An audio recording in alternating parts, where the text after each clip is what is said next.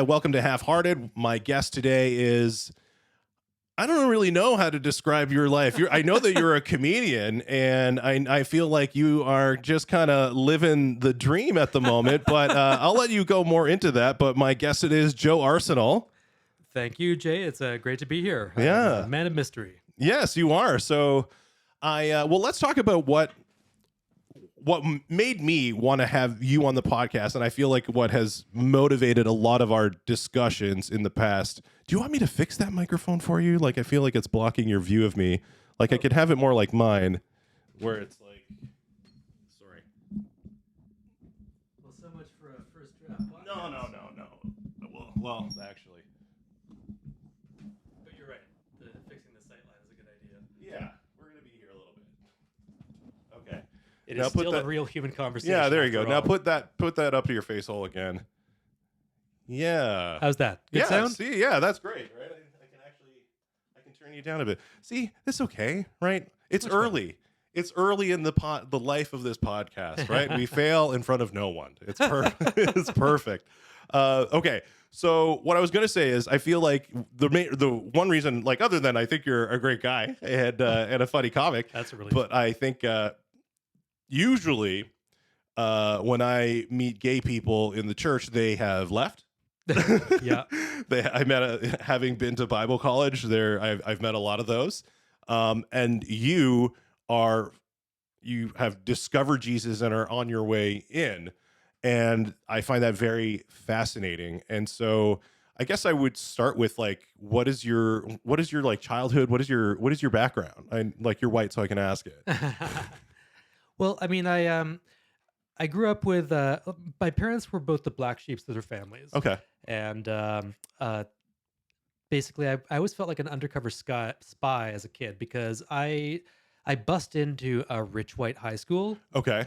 but I was always the kid with like the poorest apartment because drug dealers have cash, but they can't get mortgages and leases. Yes. Okay. So I always felt like an outsider, and I was raised atheist. I was baptized, but then, my dad had a lot of cynicism about the Mhm. church he'd grown up in, and my mother had also been raised atheist, which is before it was cool. Wow. Yeah, I would say, because that would how old are you? 43. 43. Yeah. So you're only a couple years older than myself, which would mean that, like, your mom was being raised atheist in the 60s, 70s, right? Like, along those lines, and in a time where largely everybody had some sort of faith or religious kind of association. Yeah, well, and I mean, skip to the punchline. She's I just found out that she's doing the RCIA to become a Roman Catholic now. See, he'll get you. He'll get you. But yeah, I always grew up very secular, public Mhm. school. Yep. And I was aware of Christianity through culture references. Yes. But it was, it's always the sad fact that the loudest Christians get the most attention, and they tend to be the dumbest ones. Yes. Yeah. Fair. Well, and especially in the 80s, when it dominated culture so much, Mm. right? Like, you couldn't run for president unless you said it vocally, no matter which party at the time. Well, and I mean, a lot of people, the people who identify most strongly with Christianity as a brand, which is problem one, are always the people who are against having fun, which is a very strange message to take from the Gospels. Yes. Yeah. Well, yeah, it seems as though, the Jesus who came to bring freedom, the guy who had, whose yoke was easy and his burden was light, I feel like a lot of people just ignored that. We're going to make it harder. Where did you grow up? Did you grow up in the GTA? Yeah, I grew up in Scarborough. Okay. But I bust into a high school in like Toronto proper. It was very. I spent a lot of my life on Eglinton Avenue. Let's put Okay. it that way. Okay. Yeah. I mean, and I feel like I had a very kind of similar upbringing because I grew up in Thornhill. Mhm. And I would say that a lot of the kids who went to my school it was a very predominantly Jewish school. And if you weren't Jewish, you were probably directly from China or Hong Kong, Mm. or had parents who were, and I found, and my parents rented, right, and so Yeah. I was in an affluent neighborhood, but was not affluent myself, so I can really identify with that. And again, my dad was I think he got out of Catholicism as early as he possibly could, and I was also not raised religious at all. Okay, so that's your kind of, and so what kind of kid were you? Well, I was you know, one of the every time you have a kid, it's such a gamble, right? Yeah. It's random. You may get someone very much likely you, and you know how to relate to them, and you may get someone unlike anyone you've ever met, and you're responsible for raising this person, right? Mhm. So I was this bizarre child prodigy who taught himself to read by age 4, and Whoa. Okay. was always drawn to geography. Like my dad always wanted me to play soccer and t-ball, and I was like, "Can we go on a subway ride just for the fun of it?" Yeah. Yeah. Yeah. I It was a lonely journey, let me tell you. Weird kid. Okay. Were you an only child? Yeah, until I was 10, which is so I mean, in terms of psychological identity and how you're shaped, I count as an only child. Okay. Okay. Okay. That makes sense. All How right. about you? I have a brother who's about 2.5 years younger than me. Mm. And then my parents divorced when I was 7 and both remarried. So then I have my dad got remarried. And so I have a half sister. My mom got remarried, and I have 2 half brothers. Yeah, you have good like older brother through difficult times vibes. So I Yeah. get I mean, other than I was the one who created the difficult times. it. And it's hard because all of my like half siblings were born in the mid. I was born in '82. My half siblings were all born in the mid '90s or later, and so functionally, I was more like an uncle Mm. to them, especially by the time they're aware of the world, right? But I was a weird like kid. I always liked kids. I liked babies. Like I liked like I liked interacting with kids, Yeah. and so I was at least fun. But yeah, and so but I mostly live with my dad towards like the latter half. But I had that experience too. Mhm. I have a half sister 10 years younger and a half brother 19 years younger, and uh Well, yeah, yeah. So you're functionally more Uncle Joe. well, now that my brother is in his mid 20s, Yeah. I I've remarked on this with him how our relationship was more like uncle nephew while he was a kid, Yes. but he just got old enough that I can relate to him as an adult, and I feel like I didn't get the childhood experience of having a brother, but I am Mm. getting the grown up one. Yeah. Okay. That's cool. Well, like because it's not like you're functionally an uncle, but you still have you're still brothers, right? And so that opens doors. Like I feel like for lack of a better term, like relational intimacy. Yeah, yeah, Um, we're a lot closer than uncle nephew tends to be. Yeah, yeah, that you right, hope for. Okay, so I don't know where to go with this one. I So, did. Sorry, no, continue. Sorry. well, going from how did I get here from atheist? Well, I mean, I want to get to there eventually, but I Oh, want to just know more about you. oh, We could talk more. We have got a lot of time to talk about God. He'll be around, but it's because the thing I wanted to go with was Mm. so when did your parents split? Oh, uh, long and messy. But age 5 through 7 with Yeah. a lot of rapprochements that should not have happened. And Oh yeah. I mean, yeah, yeah. Geez, we're so similar. well, I mean, you know, I vowed to be so different from my parents, and Hmm. my parents were in the active process of breaking up in front of me for most of my memory of their time together. Me too. Yeah. And yeah, well, I honestly that kept me in a marriage a little longer than it should have. Okay. Yeah, I'm I just well, this is jumping a bit ahead in my narrative, but I'm on very good terms with my ex after a 17-year relationship, but we were not a good match, and we understood that about each other Mm. after a while. And we like the my motivation for wanting to be married and wanting to, you know, stay in this relationship just for the sake of honoring a promise when neither of us are benefiting from it. Mm. It was just because of measuring my life as not doing what they did, but Yeah. it turned out the correct way to do that was to find a healthier way to say this isn't working and Would figure you out. say it was like almost every day that you continued to be stay married was an in some way still a victory over your parents. Yeah, yeah. I needed, um, it was an external benchmark to validate myself and be better than my parents, which you could say that like coming around to a Christian way of thinking Hmm. eliminated the need to compete with them. Yes. Okay. Okay. When did you become aware that you were gay? Ah, it was 1993. Okay. The peak year for AIDS deaths had been 1992, but we didn't know that yet. Yeah. Okay. Yeah. It Everyone's story is different, and this, by the way, is a question I never get tired of asking gay men. Yeah. Like, we love to swap. Like, what was it like for you? And uh, my story is pretty common, but it's always strange how different some are because uh, the way I see it, like looking back on who turned my head, but my train was always on the track toward males, Okay. but there was no fuel in the engine until puberty hormones abruptly kicked in age 12, 13, Okay. and there was just abruptly no ignoring it. And Yeah. Because I remember being like you were saying, there's no fuel in the tank, but I remember being 6, 7, and seeing girls and thinking they were cute. mm, Like I remember being that young and thinking like, oh, I like how that looks, and well, and it's interesting you say that because yeah, I've noticed with gay men that I've talked to that I met one guy who said I don't think I was gay until my father died in his adolescence. He said I don't think I was until that happened. really? Yeah, and then I've heard some people that just say I don't know. Puberty hit and there it was, and then I guess before that, and then some people who like knew as early as they could think.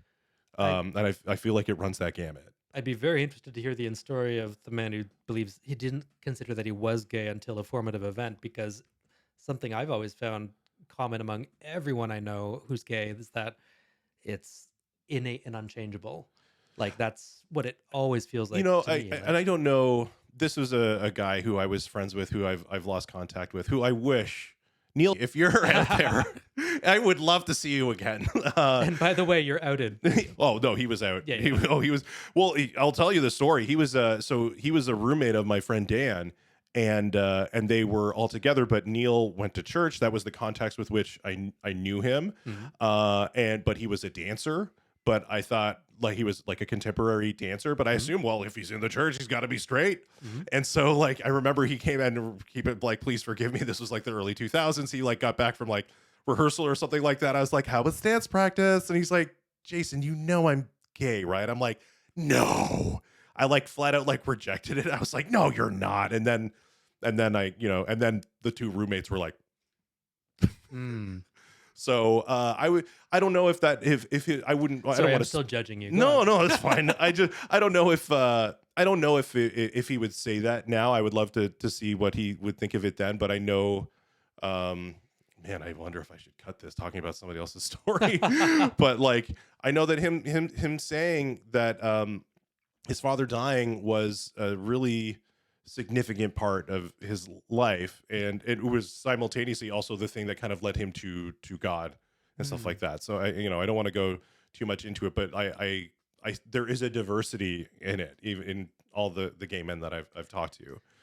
Well, I mean, I truly think that, it's a spectrum, and most people get aroused by both genders in ways that no one gets a manual for, no one understands, and the ones that are socially convenient are celebrated, and you want to nurture those ones, and the ones that you don't know what to do with are so easily distracted and suppressed as long as you have some form of sexual outlet and life. And there are some of us where we're just the dial was set all the way to male on Yeah. me.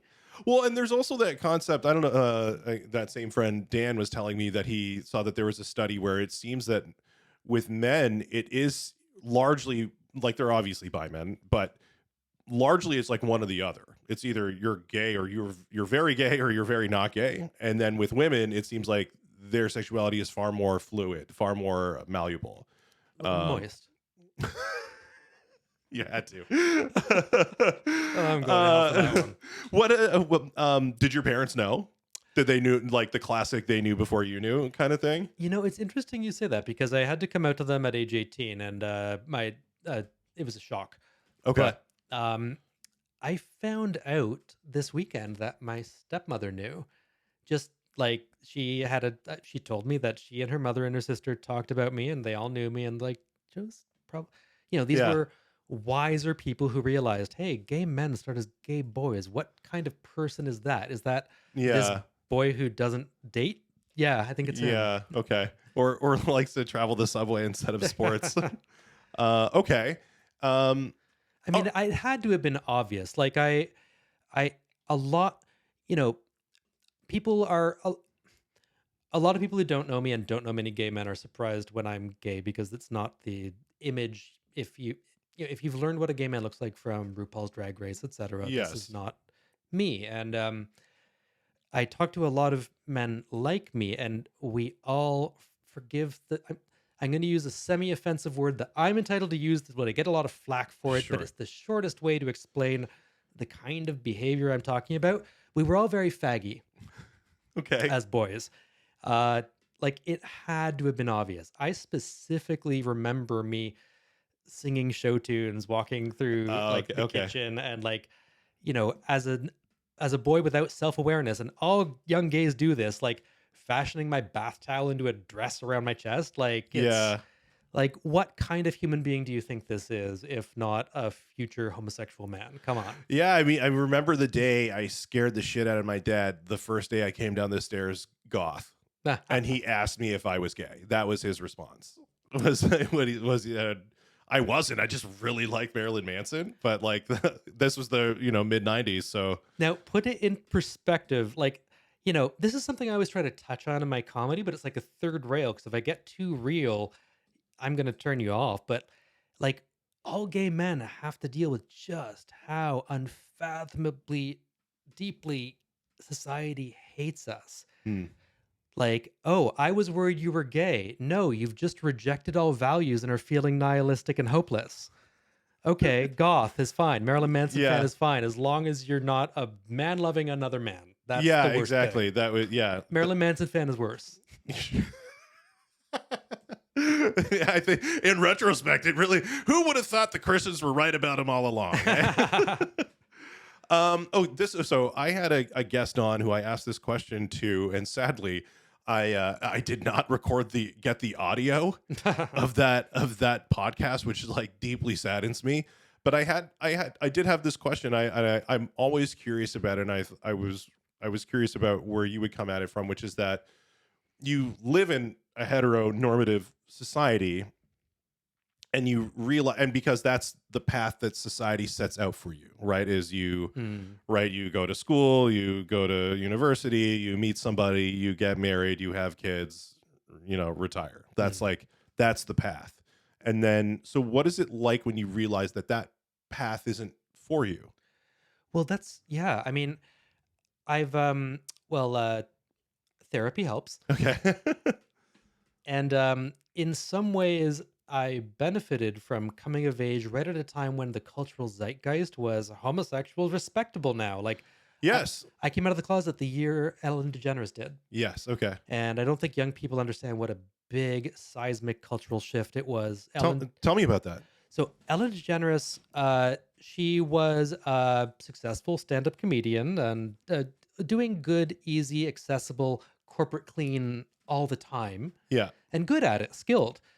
And she had a sitcom that was middling in the ratings Hmm. in the 90s that included plot lines about her character, also played Ellen, supposedly just like her, but tried to find love with men, of course. Hmm.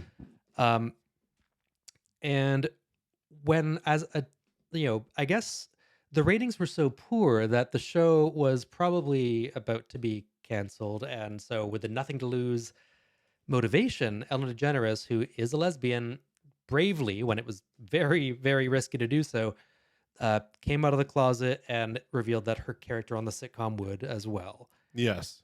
And there had never been a gay character on TV to now, except for Billy Crystal played one gay supporting character in the 70s. Then AIDS happened. And they were like, oh, sorry about that. Yeah, and like I can't remember what year Birdcage came out, but like if there were gay characters, they were usually played by straight people Mhm. as well. And yeah, I can't think of of a sitcom or something. Definitely nothing on TV. I think movies you would have it here or there, but yeah, you're right. And so yeah, yeah, I remember the cover. Yep, I'm gay. I Yeah. remember that. Like it made the cover of Time magazine Hmm. back when that meant something. Kids magazines were once everywhere. It's So true. like it used to be normal that we would all know what was on the cover of Time magazine this week because it was on the newsstand at the subway station. Well, So back then, everyone knew Ellen DeGeneres was the woman proudly standing in front of the text, "I'm gay."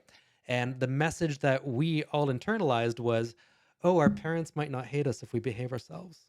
okay, gotcha. Because she was wearing a knit sweater, not Well, like, and yeah, tell me instantly. I'm like, what does behaving yourself mean? well, it means being just like, there's so much pain in this world caused by people having a child with a plan for it. Yes. That's not how humanity is. But nearly every parent does it, even if that plan is as vaguely as, I just want you to be happy and, of course, get married and have kids. Yes. Um, and, I really felt that I could, you know, if I look back on it now, I believe there are some clues in the way I'm made about the way I'm supposed to live. Yeah. Okay. And what it is not is telling my parents, you can still love me even though I'm gay because I'm going to live exactly like you wanted me to live with one difference. Yes. Yeah. But that was, in some ways, previous generations of gays who, uh, I certainly don't envy those rejected by their families, but they were then immediately free. Yes. Yeah. Okay. So and for yourself, you kind of felt like you still had a tether because they accepted you enough, but with that, the tether was also strings.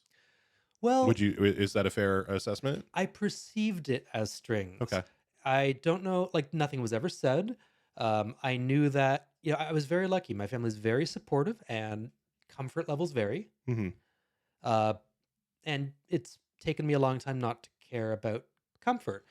It's, it's something about me I've learned. I don't value comfort in myself or others, so Okay. it's fair. But I used to worry about it a lot too much, and I would always gauge, just how, like, I've recently started dating someone who does not hold back on public displays of affection or in front of my dad Okay. as well. And that was something that was always taboo before and would, something my ex-husband and I had in common was, of course, we would never make straight people uncomfortable by like, a kiss on the cheek or a head on the shoulder in front of my dad. Yeah. Um, and I've got to a place where I'm unafraid to do that. And my dad says, you two look cute together. Yeah. Okay. But I had to get to a place of fearlessness because of how conditioned we are to, live within the parameters of, is this okay? Is this okay? Hmm. Is this okay? Just to be yourself. Hmm. And so, what did you end up going to school for? Ah, it's interesting. I cobbled together a Franken degree. Okay. I changed my major so many times. I dropped out. Um, I went backpacking and discovered how much I love Japan. Okay. And I decided I just want to come back here and live, which it's very easy to get a work visa if you have a degree, any degree. Hmm. So I looked, how many electives have I taken in these? And long story short, I cobbled together a triple minor, which they don't allow anymore, Wow. Okay. from the Okay. University of Toronto Yeah. in political science, history, and religion. Yes. This was when I was an atheist. Yes. And at the time, it was all indecisiveness. But looking back, I think I can see a theme. Well, first of all, I like being able to say in an argument, well, I have a degree in this, Yeah, it's yeah, for some reason like when your actual arguments don't work, you can appeal to authority even though it's not a real argument, but somehow it works. Yeah, from U of T too, right? So Yeah, like, no less. McLean's rankings are good for something. But I think a common theme is trying to figure out who in history, if anyone, has come up with the best answer to how can we all live together. Yeah. And it's kind of embarrassing to have come to the conclusion that my like grade 2 educated grandpa did. What did he say? Oh, Jesus. Yeah, I mean, well, it's yeah, because everybody who seems to say that they figured it out just ends up having sex with all the people that believe them. Well, So possibly with no exceptions, but who am I to say? yeah, so you got, because same-sex marriage got legalized in Canada in 2003. That sounds right. Around Does that then. sound right? And if you had been with your partner for, or did you get actually formally married? Yes, Yeah. yeah. Late into the relationship, Okay. we'd been together 7 years, and I realized, you know what? I don't want my mom to be next of kin. That's all. Yeah, yeah, yeah. Okay. I Uh, I decided to get married for that like tactical region, thinking the certificate meant nothing. But by the time of the wedding day, I came around. It was a great day. yeah. Okay. Um. So I know you worked really hard. I know that when we've talked before, you were making pretty good money. And that's where I wanted to go, which was Mm. that where did you so I feel like when you realize that the path that that society lays out is not for you, which gives you a sense of freedom. So what did you want your life to be like? You're an atheist, you've got your husband, you're making money. So like what was life like for you? For I feel like you talk about your life in terms of like pre-breakup, pre-Jesus, Mm. and then there's after, which is kind of the phase you're in now. But what was that period like? Yeah, I I was. don't want to gloss over it, but I know it's a significant period. It's funny. It's a big chunk of my life. It is my 30s, but I had 10 years that, yeah, I don't want to get too far into it, but in a marriage that wasn't working and meeting our needs, Hmm. and staying in it because that's what a good person does, and kind of doing the same with a job that was, very much the metaphor of the frog not getting out of the pot because the temperature is increasing a little. Hmm. Just like the stress and pressure and workload and mismanaged technology, kept getting more difficult every year. And I well, like, you know what? I won't gloss over it. I I'm a pretty well-informed layperson. I read widely, and I'm well-informed on psychology, and I was well-informed from reading about psychology about the study of suicide as a phenomenon. Okay. And I know that, most people who threaten suicide or attempt suicide are, the typical is young and female and looking for attention, never dream of actually ending their life. Hmm. But the flags for actual suicide, being successful on first attempt, uh, middle aged, white, male, divorced, gay, uh, Wow. Okay. going through a departure from a job, which I had to, like, and then it was um, making plans for belongings, setting a date, and coming up with a plan of of like the anticipating obstacles to following through. Yeah. And at one point, I had a moment of lucidity where I realized, holy fuck, I've done all of this. I'm off the charts Yeah. risk. And And yeah, where did the cracks start to form? Like when did you start to realize, was it in your relationship or was it at work? What one kind of started to crack first? well, it was feeling trapped for Yeah. various reasons in a life that was not working for me. I had no creative outlet. I was in physically terrible shape. I didn't have the energy to eat well or exercise. I had become isolated from friends mostly because I just, I was always ending every day with no mental energy left, no emotional energy. And every weekend was recovering from the work week. And every vacation was recovering from work and preparing to go back to it. Right. Hmm. What was work? You don't have to like name under the employer, but like what? Yeah. I was in the travel agency industry. Okay. Yeah. Very, very tough business to make money in. And I was very, very good at Hmm. it.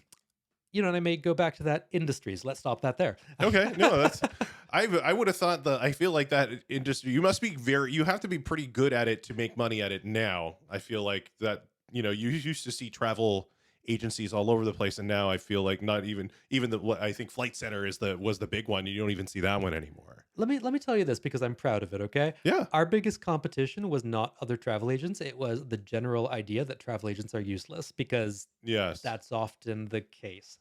We'd never lost clients. Yes. And on the day that the prime minister said all Canadians around the world should come home and airline seats were disappearing faster than we could book them, Every client we had got through to a human being within 3 rings. Yes. Okay. Ah, yeah, yeah, yeah. I'm The- proud of that, damn yeah, it. you should So be. yeah, I was very good at that job, and I will be very good at my next one. And Yeah. you know what? Not this year. Yeah, I know. You're balling. So so it's at this stage, so your marriage is I'm guessing at this point this is when you have the talk with your spouse. Well, we were still together, and we were still a couple through a lot of my recovery, but just something clicked. Some internal core of self love that had not extinguished itself said, okay, like if I don't change something, I might actually follow through on this one day, and just treat it like an emergency. Mhm. Before you end your life, try bringing about the best version of yourself and see what happens. This was not easy to do during pandemic lockdown with everything closed, which, by the way, was probably a bigger harm on my mental health than my work and my marriage combined. Mm. It turns out I need to see a human face every day that's not angry at me, and Yeah. when you're locked down with a spouse, that's tough. Yes. Um, and yeah, I sought out some mental health solutions which weren't really available during the pandemic. Mhm. Um, and I I had read. Are you familiar with Michael Pollan's book How to Change Your Mind? Yes.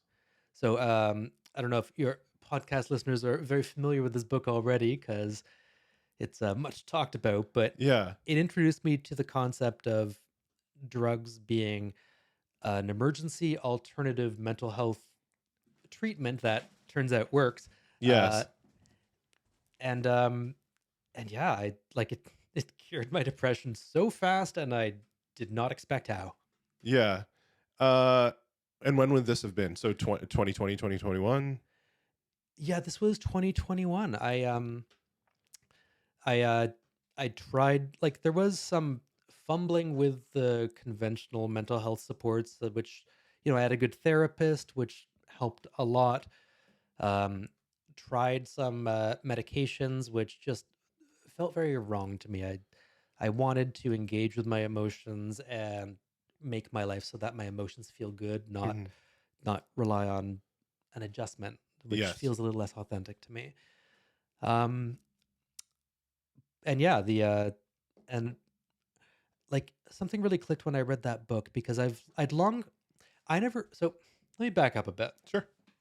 I mentioned my parents were the black sheeps of their family. My dad was a drug dealer all throughout my childhood. Okay. What did he deal? Um, I have a lot of good jokes on stage about my dad being a weed dealer because that's funny. I don't mention the cocaine on stage. It's not. Fair. Um, and I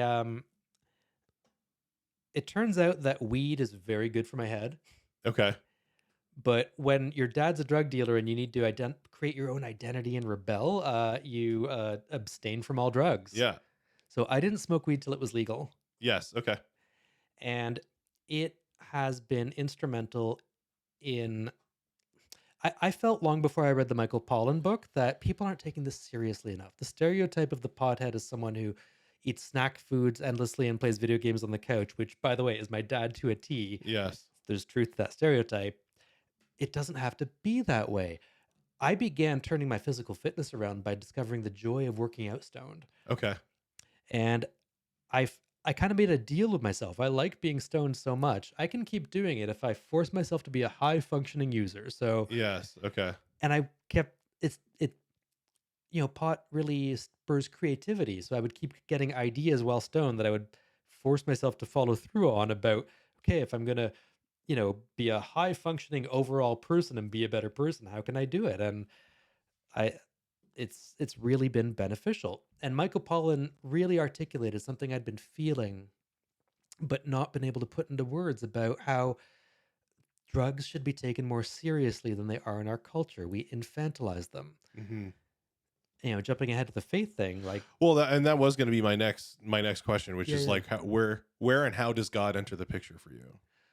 You're raised atheist. You are yeah. functional, like you are an atheist, or maybe, I don't know, an agnostic up to this. So what happens? How does God break in? Well, I, I've been reading old journals to try to figure out the chronology here because I'd been one of the things that had really spurred my depression. We all know it. We don't really talk about it. We've all agreed not to talk about the doom of the planet. Let that sink I in. don't care about that at all. Yeah, that's like, the science says that Yeah. our planet is doomed. Scroll past that news article or don't, but can you live happily knowing that? And it was through reading on climate change and social justice that I discovered that it gave me hope to know that, you know, think of it this way. Imagine if we are going to change human behavior enough to generate hope for the future. What preconditions would have to be met? Would it help you to know that the leader of the world's biggest organization, present in every country where they haven't banned it, that anyone can join for free, is desperately screaming, "Hey, can we all do this? Like, discard capitalism if we have to, but actually save the world." Hmm. So I found out about Pope Francis's efforts to get all Catholics behind, maybe stop burning fuel and eating meat if it means you can have great grandkids. Yeah. So when I did my Hail Mary, I'm using that ironically, but it turned out to be true, mushroom trip to heal my mind, and I became instantly intuitively aware, oh, of course there's a God. I kind of always knew, Yeah. but I was encouraged to switch that off, and I got good grades in school if I answered scientifically and atheistically to every question, right? Well, and also, it's like the people on that team make that team look very unattractive. Exactly. It's I always most of what I knew about religion was from movies. Hmm. Um, Which in secular culture almost never portrays it positively.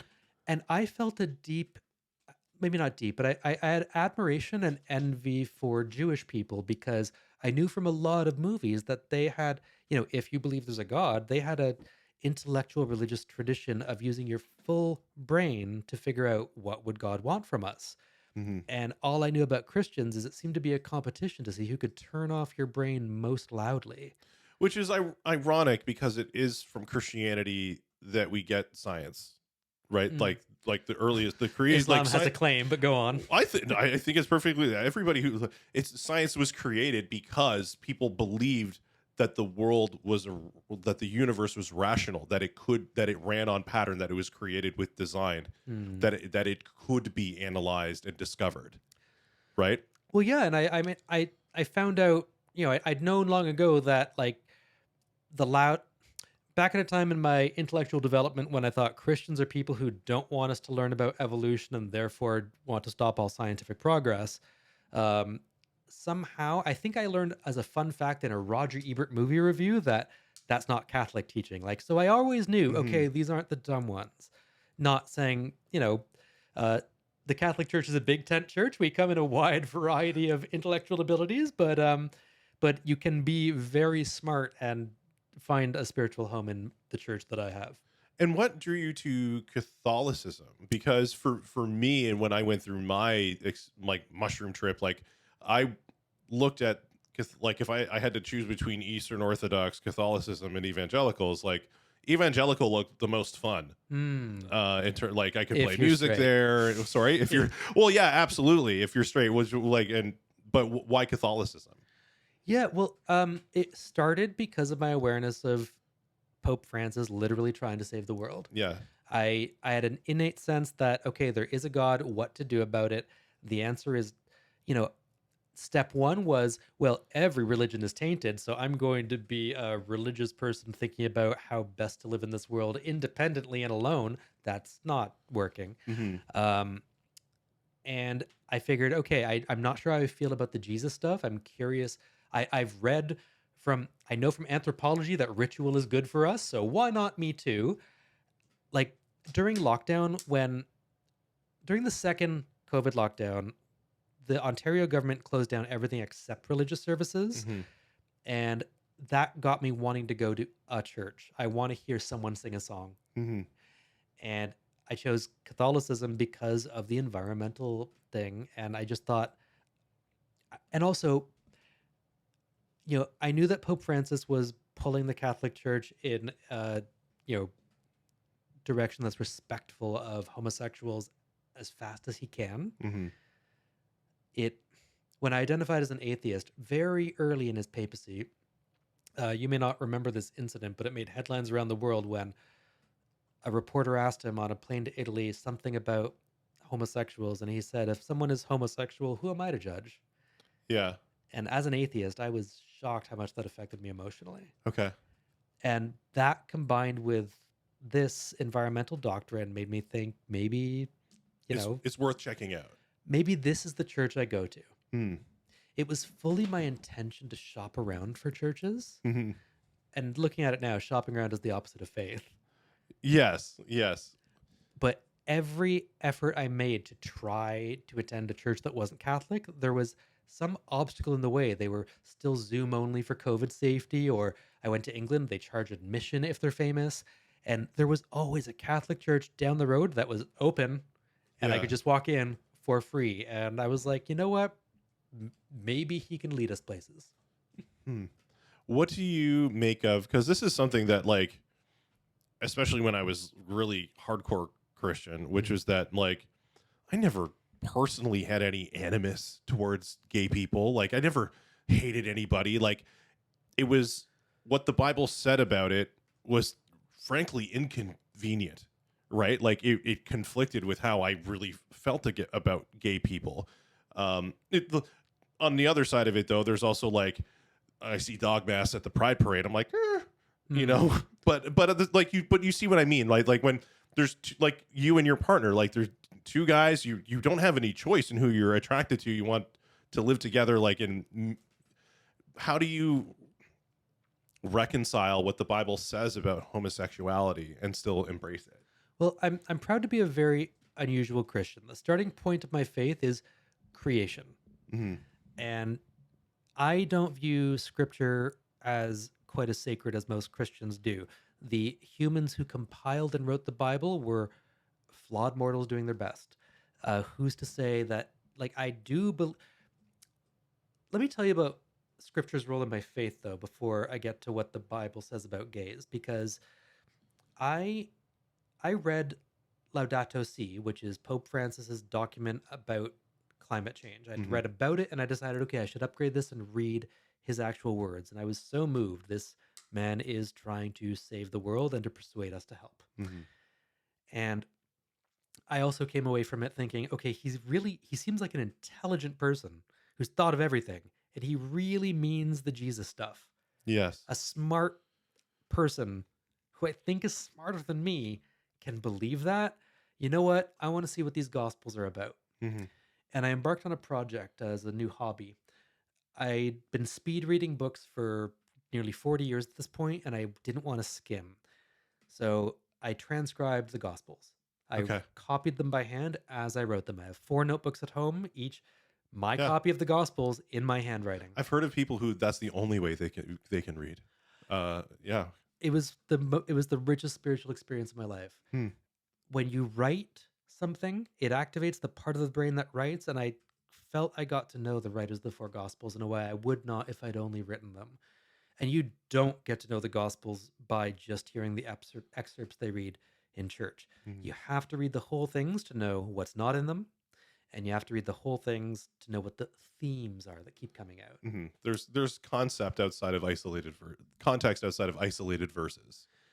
Absolutely, absolutely. And it's not enough to know what Jesus said. It's important to know what he said a lot and repetitively Mhm. and what wasn't so important. Um, it was while I was reading the Gospel of Mark that I just started to have the uncanny feeling. Mark is the writer with the brain most like mine. Mhm. He writes like I do. The writer of John was drunk while writing. No way around it. I sometimes write while drunk too. I edit sober, but paper was more valuable then, right? Okay.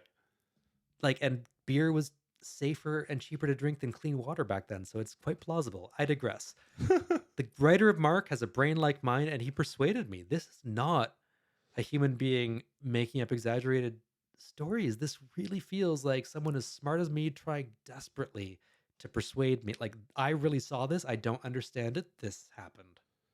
Yeah, I mean, like that. It's also Mark. I find is very jumpy. it's like then this happened, and Yeah. then this happened, Get and then to the this happened. point. That's Right, kinda right, and me. it's that's Except when I'm talking, when I'm it's listening. well, it's arguably the shorter. I think it Yeah. is the shortest one, He's concise. right? But then you look at the contrast, which is like which is Luke, which is the by far the more analytical Hmm. of the four, because I feel but Luke was not a disciple, right? He was a guy, he was a doctor who was like taking into account and trying to like put it all together. Well, Luke is the one I barely remember because I did them in order. And reading Mark changed my life. Reading Mhm. Matthew was, oh, okay, this is all familiar to me from pop culture. Good to know. Oh, the Salome head thing is in the Jesus story. I didn't know that. Mhm. Things like that. And Luke was like, yeah, okay. And then John was a whole other revelation. Um, In what way? well, you know, I was shocked by my emotional reaction to completing the project. I was filled with blinding rage. In what? And over what? So I hate to, I'm not going to use modern labels to talk about people from the distant past. Okay. But considering that males drawn to other Oh males yes. rather than females are a category of human who's always existed. Hmm. All the things that perhaps, shall I say, most strongly indicate that that might be the kind of human being Jesus was. And I'm not saying Jesus was gay. I'm not, but I am offended by the notion if you say it's offensive that he might have been. Because why would that be offensive if we're not a lower category of human being? When we were talking about this a little while ago, and you mentioned that, and there was a person who I won't name who barged into that conversation who was not even a believer, but was really offended by that insinuation. And that is offensive. We are a category of, if we're a category of human being God makes, which the record seems to support. We tend to be happy when left alone among ourselves. There is no cure and it cannot be prayed away. So maybe there's nothing wrong with it. Category of human being. Well, I'm not just all the. I can't tell you how shocking it was to me to see that, the writer of the Gospel of John, to identify himself, points out, I was the one who had his head on Jesus' chest at the Last Supper. Hmm. Uh, that's boyfriend behavior. It's not certainly boyfriend behavior, but it's not boyfriend behavior. Mhm. What it is love between men that in our current culture, all men who aren't out gay would never allow themselves to do because they're afraid of seeming gay, even though Jesus said, love each other like I loved you. Like homophobia is Christianity's problem, not mine, is the way I see it. Okay. Then how do you reconcile, say, the passages from like Paul? Well, first, Because what yeah. I would the only thing that I would say is I don't know enough to necessarily I'm sure that there's like a lot of guys that would argue, a lot of theologians that would argue the point that Jesus was not gay. Let's say he was. In order for him to be a perfect sacrifice, he couldn't act on that, whether he was straight or not. Right? Like I don't think Well, like says who? Because that's not what he said. what do you mean? He never said he didn't have a sex life. He never said had to like. But He sex was outside of marriage would be a sin, and he was not married. And then which means that if he sinned, then he's not a perfect sacrifice. And that means so these are the things I like. This is the stuff I'm wrestling with now. Is the like if the whole significance is that he was the perfect sacrifice. He was God and man simultaneously, and that is why that sacrifice is infinite. well, okay. A lot of this is semantics.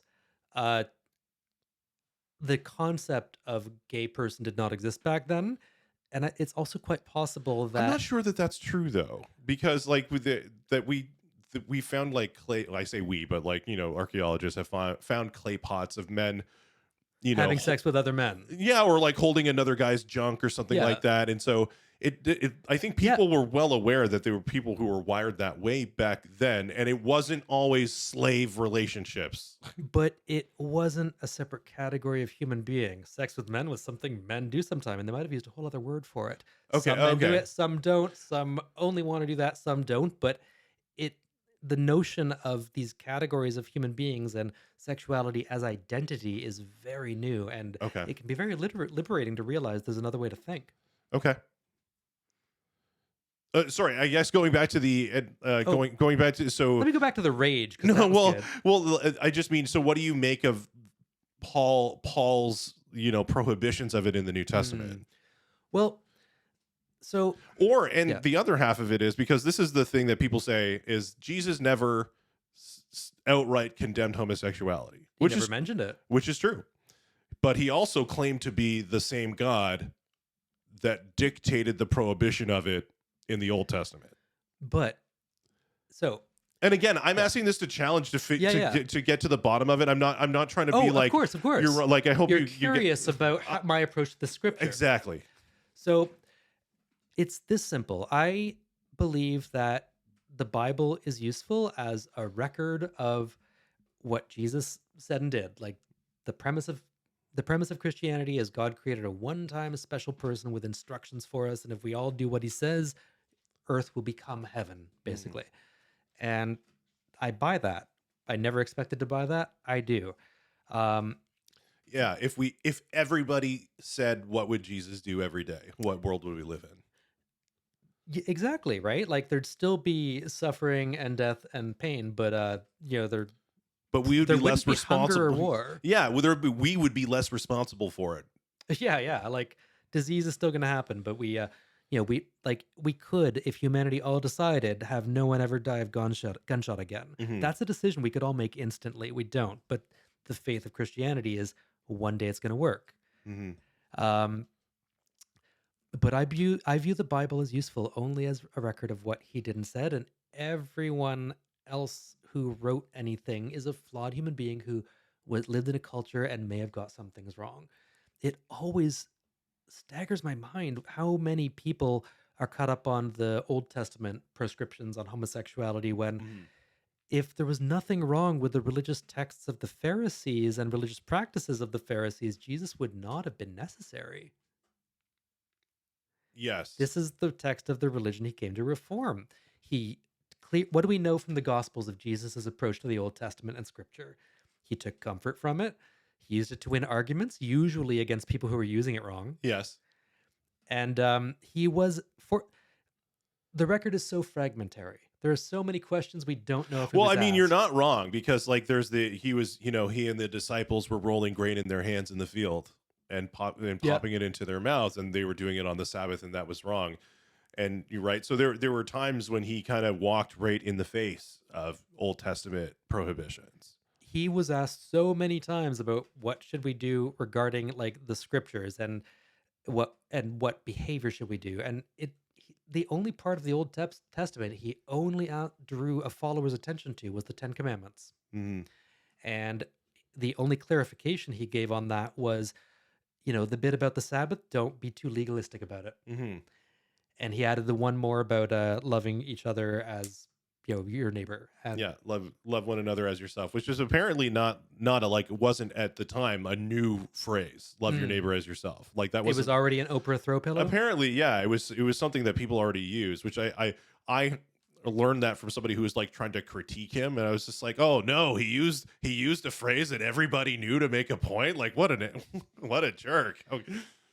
But I think anyone using the uh, the writings of Saint Paul, a good man doing his best in the culture of his time, uh, and the Old Testament to say that anyone created with the slightly different sexual instinct I have is bad unless he ignores his instinct his whole life, which is a very difficult thing to do. Mhm.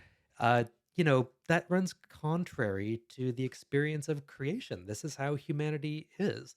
And I'm not too fussed about it at all. It's very surprising to me how often people think that this other scripture is a gotcha when it tells us so little about Jesus. It's people trying to follow God's will and maybe not getting it right, but doing their best. End of story. If you reflecting on, so now you're in this place of like accept, like what you call yourself a Christian, right? But yeah, I go to Yeah. church. Yeah, you go to church, and so you're live. So how does that make you reflect back on, how do you read gay culture in light Mm, of that? you know, we're we're not doing well, to be honest. It's like I believe I am fast I am fascinated with the question of if we have a creator who creates us this way, which, you know, I believe is fact, then what are the implications? Why does he make us this way? Um, the zeitgeist among gay men, the many I know and what I see on social media, it tends to be that, because established religion is so steeped in homophobia and has hurt so many of us at all, you know, fuck God, that's for idiots. Hmm. Uh, and it really, really pains me that so many of us are robbed of our spirituality and connection to the God that I can feel uh, because of this hurt. It's I go to the uh, the Roman Catholics in Toronto, the Jesuits, who are, speaking of the Christians who use the full brain to worship Okay. God.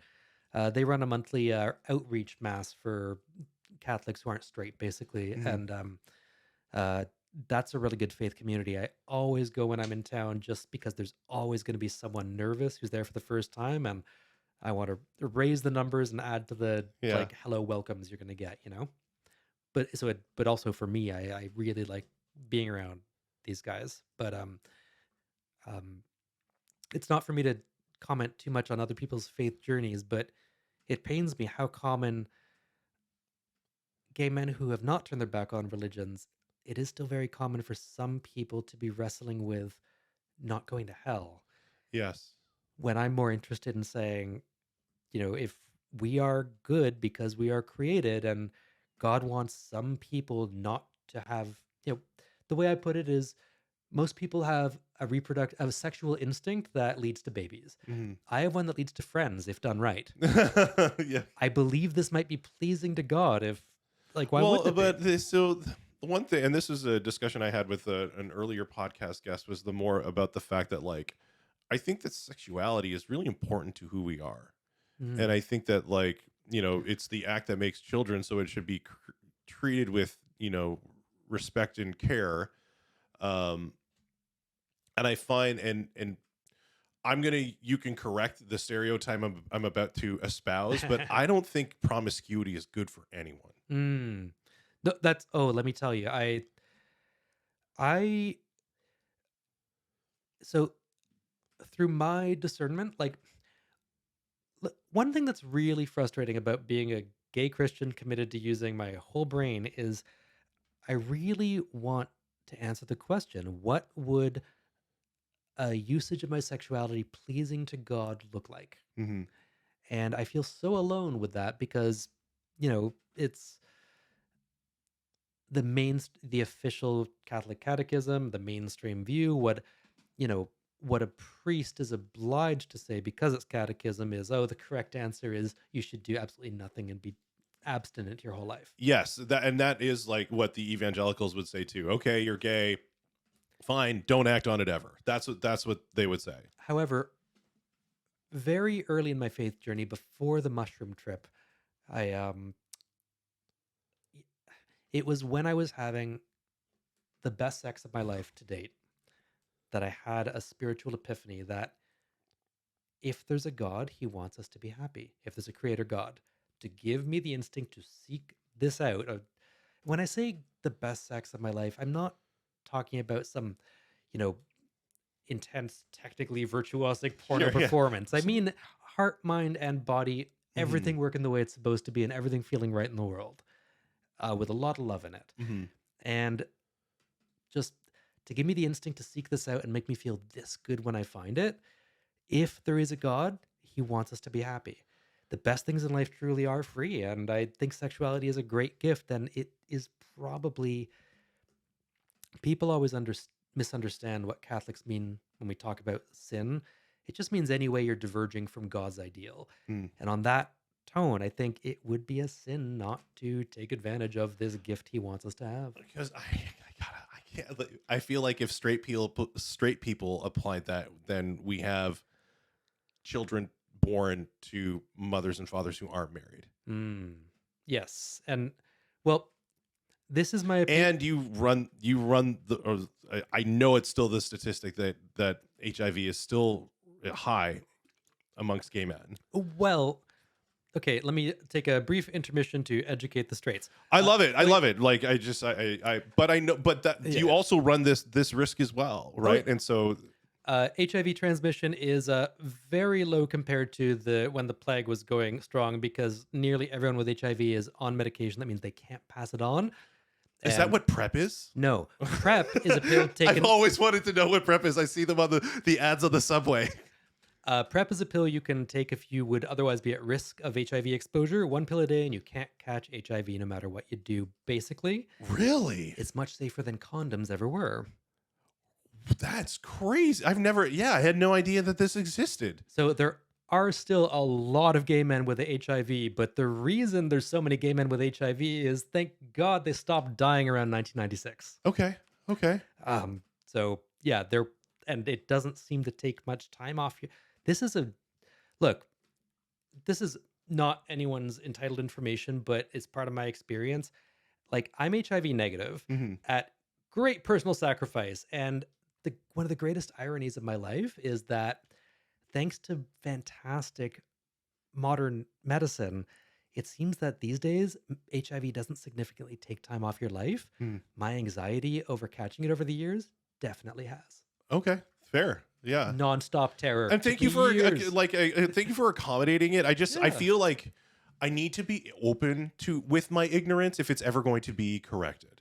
Well, this is something that really bothers me. It's an effect of the atomization of our culture that most people don't think about. I knew about the AIDS plague growing up because I watched the news. And I think that's a very good thing for a family to do. These days, it's usually scroll on your phone and skip the articles that don't interest you. It is a little painful, but it is the truth, that the effective end to the greatest plague of our lives is considered niche information because it only saves gay lives.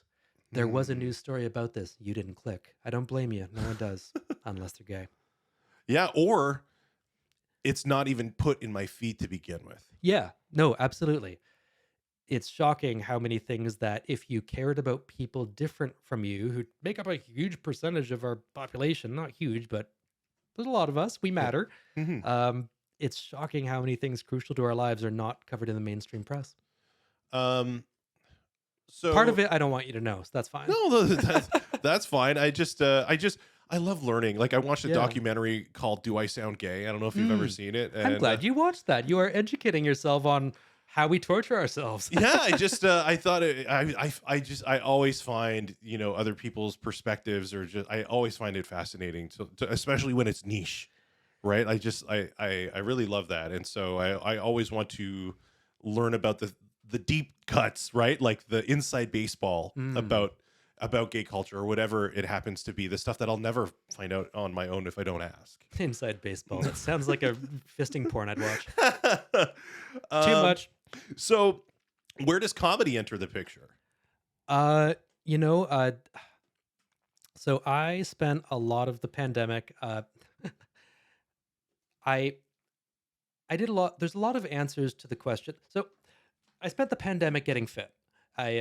This was, looking back, an early expression of my newfound religious faith, which before it was Christian, before it was prayer, before it was going to the Catholic Church, it was trying to bring about, if I have a creator, what version of myself would he like to see? Okay. And in early lockdown, I thought, well, I guess you'd do push-ups in my bedroom. And it started with that. And I spent a lot of lockdown taking long walks through neighborhoods with more trees than mine to try to maintain sanity, listening to music, smoking weed for the first time in my life, and thinking up jokes and daydreaming about if I one day would have the courage to get on a stage. And it was a weird time in my life because I was starting to...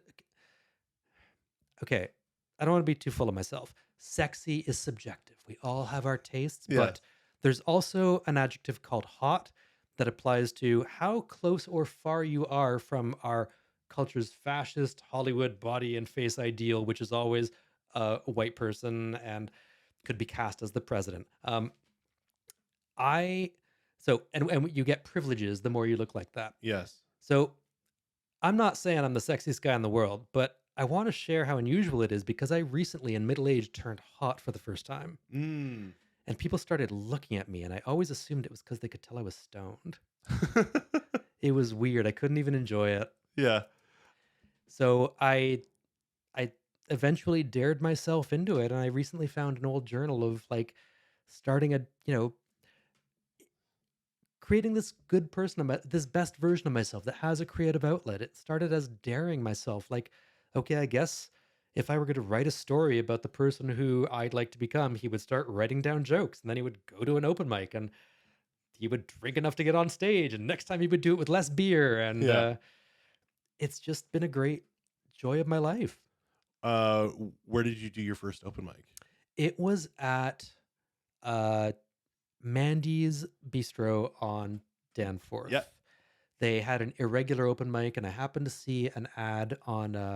It was a handbill on the street, and I was 4 beers and 2 joints in, and I slurred through with high energy. And this was a dire open mic. I haven't been to a worse one since. No fault to the host or venue. It was just multiple people back to back who should not be encouraged. Like, dude, you don't know what a joke is. You're Yeah. just doing therapy here. Like, it was a night of nonstop that. Yes. I was terrible and not ready, and I was the third best one of the night, guaranteed. Did you did you walk away feeling like there's something to this for me? I came back wanting to do better. And Yeah. I did a bit about this humorous observation I'd noticed that a big part of how I got fit was swimming.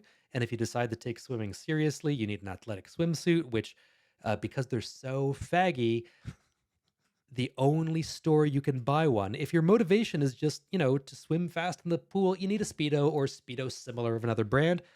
And if you find a retailer in Toronto that's not a gay sex shop that stocks them, you let me know. Yeah, it's all board shorts at Winners. Exactly. And I wrote a routine about it that I polished. I got all sorts of jokes about this. Like, these will only slow you down in the pool by a third. No homo, bro. They, who decided it was manly not to swim fast so no one sees you Yeah. have balls? Fuck that. I stumbled my way through it, and on my first comedy anniversary, I delivered a polished version of the same thing. Nice. And it slayed. Nice. Good for you. We are over an hour now. Oh. Is there anything else that you wanted to talk about? But I feel like we had a pretty good stretch here. Yeah, let me you know what? It's been such a pleasure, but if I think of oh yeah, just have me on again sometime as your podcast thrives into its second and third year. It's going to be great. Yeah, we'll see. Joe, thanks for coming. I really enjoyed this. Yeah, me too. Thanks, Jay. It's been fun. Yeah, good. All right. Thanks, everybody.